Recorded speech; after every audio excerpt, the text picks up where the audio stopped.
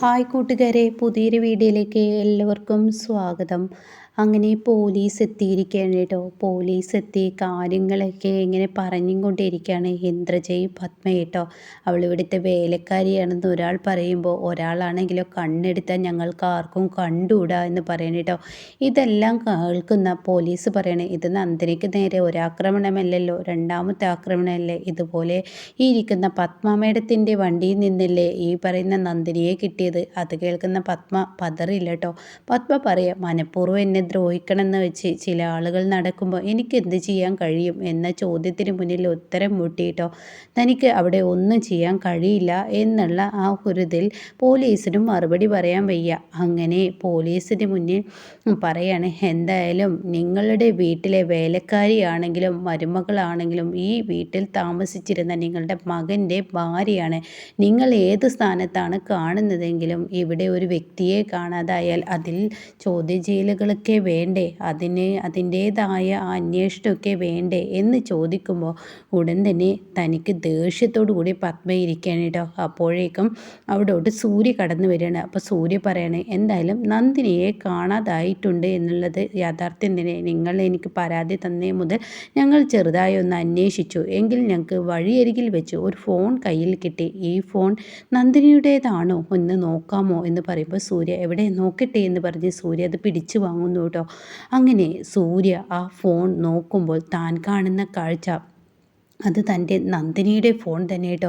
ഇത് കാണുന്ന പത്മയുടെ അടി ചെറുതായി പതറിപ്പോവാണ്. ഈശ്വര, ഒരു തെളിവ് ബാക്കി വെച്ചതുപോലെ ആയല്ലോ എന്നുള്ള ആ ലെവലിൽ ഇങ്ങനെ നിൽക്കുന്നുണ്ട് കേട്ടോ.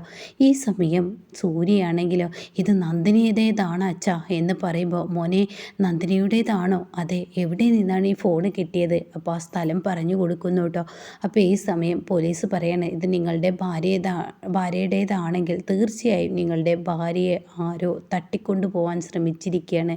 അത് കേൾക്കുന്ന സൂര്യ പറയണേ, എൻ്റെ ഭാര്യയെ തട്ടിക്കൊണ്ടു പോകാൻ ശ്രമിച്ചിരിക്കുന്ന ആരെന്ന് എനിക്ക് നന്നായി അറിയാം. അപ്പോൾ ഉടൻ തന്നെ പോലീസ് ചോദിക്കുകയാണ്, നിങ്ങൾക്ക് ആരെങ്കിലും സംശയമുണ്ടോ? തീർച്ചയായും സംശയമുണ്ട്. അത് കേൾക്കുന്ന പത്മക്ക് ഒരു കൂസലുമില്ലാതെ അവിടെ ഇരിക്കുമ്പോൾ ഉടൻ തന്നെ, സാറേ എന്തായാലും അത് വിട്ടേക്ക്, ഇവൻ്റെ സംശയമൊന്നുമല്ല ഇപ്പോൾ വലുത്.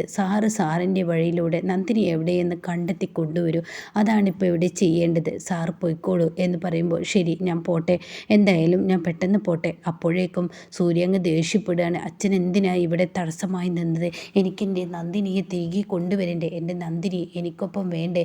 എന്തിനാണ് അച്ഛൻ വെറുതെ ഇതിനിടയിൽ കയറി കളിച്ചത് എന്ന് പറയുമ്പോൾ, എടാ നീ വെറുതെ വഴക്കുണ്ടാക്കാതെ, ഞാൻ എന്തായാലും എൻ്റെ നന്ദിനിയെ കൊണ്ടുവരും. ആര് ഒളിപ്പിച്ചാലും ആര് എന്തിനു വേണ്ടി നന്ദിനിയെ മാറ്റിയാലും എൻ മുന്നിൽ നന്ദിനി ഉണ്ടാവും. ഇനി ഞാൻ ഈ വീട്ടിലോട്ട് കയറുന്നുണ്ടെങ്കിൽ അതെൻ്റെ നന്ദിനിയുടെ കൈകൾ പിടിച്ചായിരിക്കും എന്ന് പറയാൻ കേട്ടോ.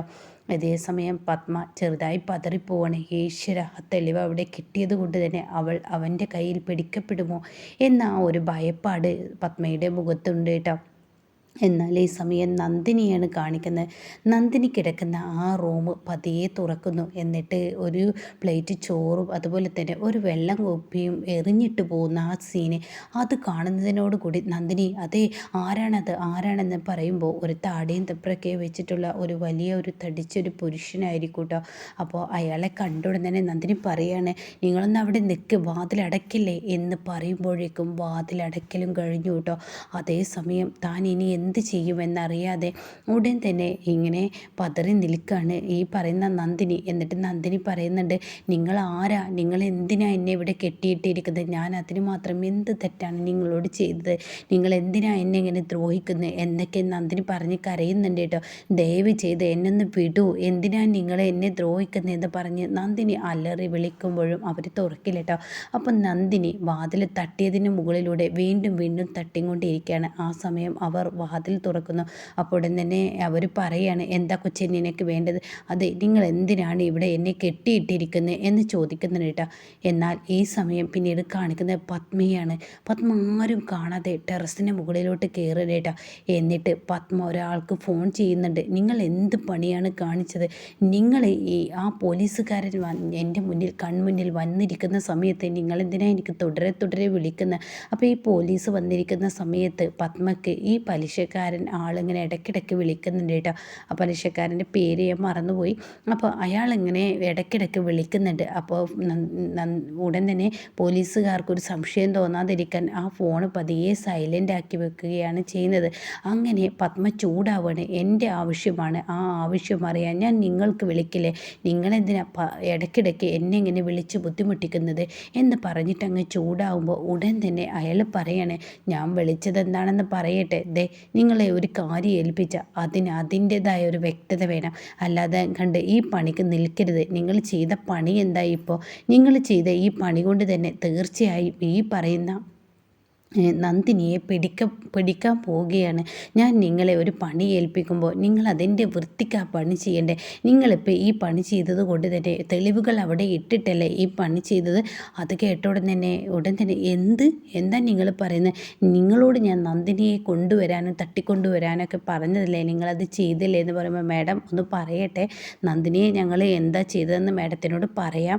നന്ദിനിയെ തട്ടിക്കൊണ്ടുവരാൻ വേണ്ടി മാഡം ഞങ്ങൾ നന്ദിനിയുടെ കൺമുന്നിലോട്ട് പോയി നന്ദിനിയെ തടഞ്ഞു നിർത്തുകയും, നന്ദിനി എന്തിനാണ് എന്നെ നിങ്ങളിങ്ങനെ ഉപദ്രവിക്കുന്നത്, നിങ്ങൾക്ക് നിങ്ങളുടെ പണി നോക്കിക്കൂടെ എന്നൊക്കെ നന്ദിനി ഞങ്ങളോട് പറഞ്ഞപ്പോൾ ഉടൻ തന്നെ നന്ദിനിയെ ഞങ്ങളുടെ ആ ഒരു വലയിൽ വീഴ്ത്താൻ നോക്കുമ്പോൾ അവിടെ ഒരു പോലീസ് എത്തിയത് കൊണ്ട് തന്നെ ഞങ്ങൾക്ക് അവളെ പിടിക്കാൻ കഴിഞ്ഞില്ല. അപ്പോൾ പോലീസ് അവിടെ ഇടപെടുകയും പോലീസ് ദേഷ്യപ്പെടുകയും ചെയ്തു.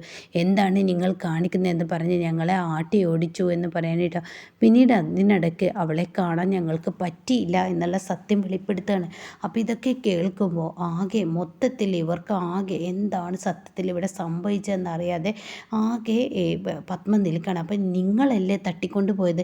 അല്ല, ഞാനല്ല തട്ടിക്കൊണ്ട് പോയത് എന്ന് പറയട്ടെ. അപ്പോൾ പത്മയാണെങ്കിലോ, പിന്നെ ആര്? ഞാൻ അവിടെ തട്ടിക്കൊണ്ട് പോകാൻ അയാളെ ഏൽപ്പിച്ചിട്ട് പിന്നെ അയാൾക്ക് മുന്നിൽ ആര് തട്ടിക്കൊണ്ടുപോയി? നന്ദിനി ഇതുവരെ വീട്ടിലെത്തിയിട്ടില്ല. അപ്പോൾ ആര് കൊണ്ടുപോയിട്ടുണ്ടോ?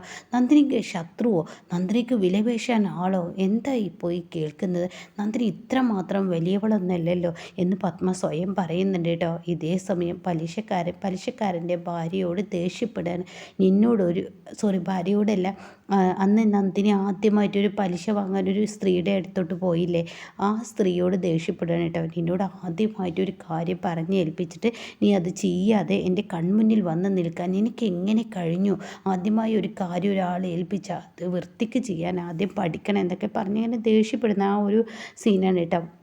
അപ്പോൾ ഈ സമയം അവർ പറയുന്നുണ്ട്, ഞാൻ എന്ത് ചെയ്യാനാണ്, എന്നെക്കൊണ്ട് കഴിവിൻ്റെ പരമാവധി ഞാൻ അവളെ എൻ്റെ അടുത്തോട്ട് കൊണ്ടുവരാൻ ശ്രമിച്ചതാണ്, പക്ഷേ എനിക്കതിന് കഴിഞ്ഞില്ല, ഞാൻ എന്ത് ചെയ്യാനാന്നൊക്കെ പറയുമ്പോൾ ആ പത്മയുടെ വായിൽ നിന്ന് എന്തൊക്കെ കേൾക്കേണ്ടി എനിക്ക് വന്നു. ഇന്നിപ്പോൾ നന്ദിനി നമ്മുടെ കൈക്കുള്ളിലായിരുന്നെങ്കിൽ ഇപ്പോൾ വിചാരിക്കുന്നതിലും പ്രതീക്ഷിക്കുന്നതിലും തുക കയ്യിൽ കിട്ടിയിരുന്നു എന്നൊക്കെ ഈ പലിശക്കാരൻ പറയുന്നുണ്ട് കേട്ടോ. എന്നാൽ ഈ സമയം ഈ ലേഡി ഒരാൾക്ക് ഫോൺ ചെയ്യുന്നുണ്ട് കേട്ടോ. ഇതേ സമയം സൂര്യയാണെങ്കിലോ ആകെ ടെൻഷനായിട്ട് സൂര്യ ഓടിപ്പായാണ് ഈ സ്ഥലത്തോട്ട് നന്ദിനിയെ കണ്ടെത്തണമല്ലോ, അതിനു വേണ്ടി സൂര്യ ഓടിപ്പായുന്നുണ്ട് കേട്ടോ. അപ്പോൾ ഇതിൻ്റെ ബാക്കി റിവ്യൂ കേൾക്കാൻ താല്പര്യമുള്ളവർ ചാനൽ സബ്സ്ക്രൈബ് ചെയ്തിട്ടാൽ ഞാനിടുന്ന വീഡിയോയുടെ നോട്ടിഫിക്കേഷൻ നിങ്ങൾക്ക് ലഭിക്കും കേട്ടോ.